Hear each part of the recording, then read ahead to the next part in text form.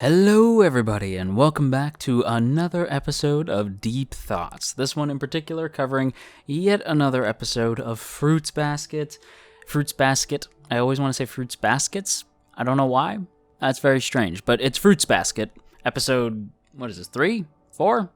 I'm not sure, but it's a good one. Anyway, let's go ahead and jump into this, and I want to start by saying that I'm fairly certain that Fruits Basket is probably one of the most comfy shows I think I've ever seen. I know that there's like this sort of subgenre of Yashike shows, and this is probably, I would consider this in a Yashike, because every time I watch it, I definitely feel like sort of like I'm being healed by just how dang comfy the show is. I'm sure some people will be like, it's not that, but to me, it's a show that I could definitely go to and sort of feel calm and comfortable, and I know that like things are going to be okay just by watching it. It's just the most comfortable show I can think of, at least from this season. Heck, I'd say at the bare minimum the most comfy show of the year, and that's minimum. I'd say this is probably one of the comfiest shows I've ever seen. But yeah, I just wanted to point that out, especially given that this has been a pretty crazy week, both in terms of anime and outside of anime, with stuff like the Avengers coming out, Endgame happening, and the upcoming episode of Game of Thrones, plus just the fact that right before this, I watched the most recent episode of JoJo's Bizarre Adventure, and no spoilers, but it shattered my heart like a Twix bar, and I needed something cozy and comfortable, and Fruits Basket definitely delivered on that, so thank you, Fruits Basket's team. Appreciate it. You're lovely. I think what I like most about the show, beyond just the healing, comfy aspect of it, is like the quality lessons that it packs in. If I were watching this as a teenager, I would feel like I was learning some quality life lessons pretty much every day. As it stands now, they're just comfy reminders. In particular, looking for the best, yet accepting the worst in people. And that's not necessarily a bad, like, and I don't mean like the worst, like all they're horrible people, just like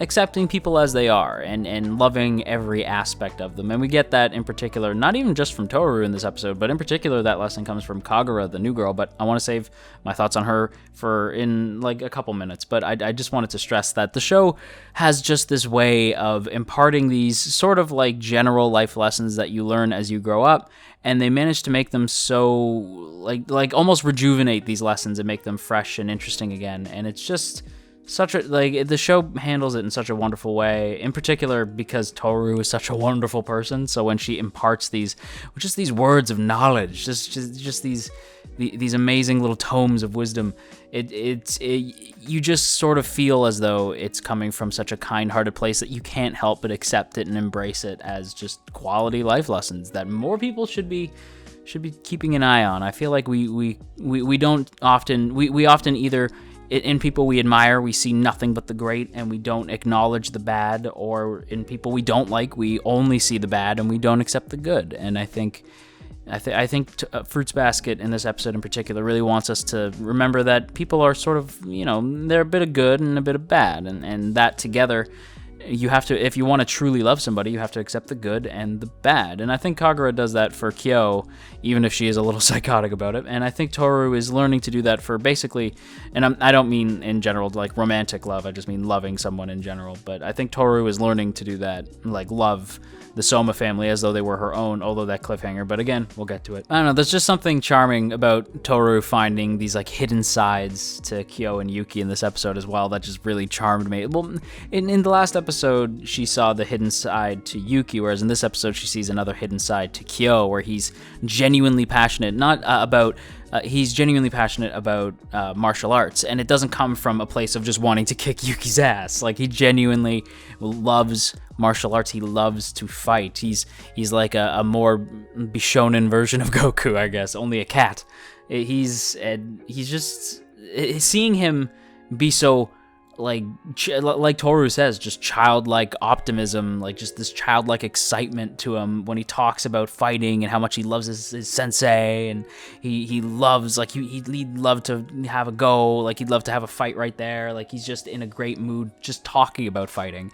And you can tell it's not fighting for the sake of fighting, it's fighting for the love of the art, the martial art. And I don't know, I found that really charming. It endeared me all the more to Kyo, and seeing Toru be just as like connected to Kyo in that moment and like being excited, not just that he's smiling, but just the fact that she's seeing a side of him that she hadn't seen before, that it's something new from him.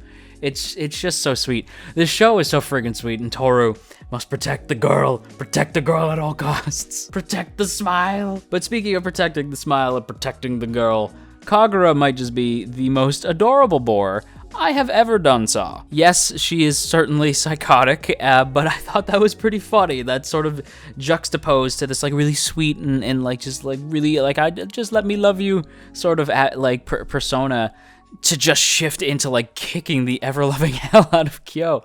Kyo got beat up more by Kagura than I've ever seen him get beat up by Yuki, and I've seen Yuki knock Kyo around, so that says something. But Kagura just laid into Kyo, but it came from a place of like, I love you, Kyo!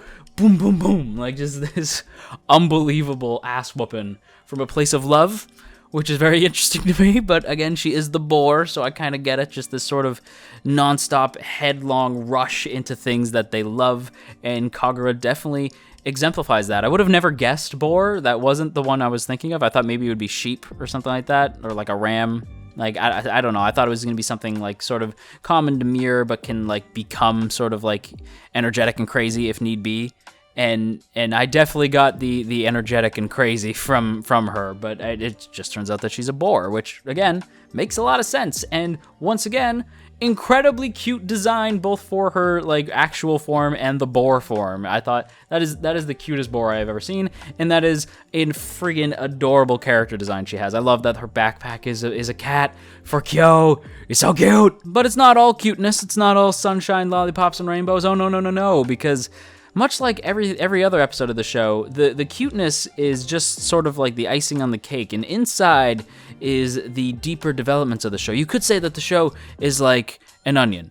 Fruit basket has layers, onions have layers. See what I'm saying? Because basically, the show kind of hinted that there's something going on with Kyo, a true form. Now, I don't know what that could be.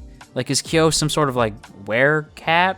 Can he turn into like a big scary cat? Because that's what I gathered, but maybe I'm wrong. I don't know. I'm not super sure what true form means, but the way all characters involved handled that when it was accidentally dropped that Kyo has a true form, quote unquote. This isn't even his true form.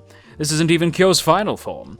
But it was definitely a jarring, like sudden shake from the cuteness into like a reminder that the Soma family has a lot of secrets and a lot of mysteries that Toru is going to have to kind of claw her way through, and that the audience is going to have to wait and find out about, because the Soma family secrets I almost find more interesting at times than the cuteness of the show, even though the cuteness is friggin' like top tier. It's the Soma family secrets that are really keeping me engaged, and really like I really want to find out more. Although I'd argue that it's not just their quote-unquote secrets that keep me glued, and it's not just like the Soma family that has interesting like dynamics to them. It's also Toru herself, because in this episode we're reminded, oh yeah, Toru's grandfather exists, or maybe he did at one point, because I don't know what was up with that cliffhanger. If I had to guess, and Fruits Basket fans, you guys have been great with not spoiling things. Just keep in mind, when I'm guessing things, I don't necessarily want you to correct me or say that I'm right. Just I would love for you to be, interesting. I don't need to know if I'm right or wrong. I'm just throwing out a guess as to where I think the next episode is going as an anime only, as this is my first time experiencing the anime. I am going to safely assume that the grandfather just died. I'm assuming he just died, and that now Toru has nowhere to go.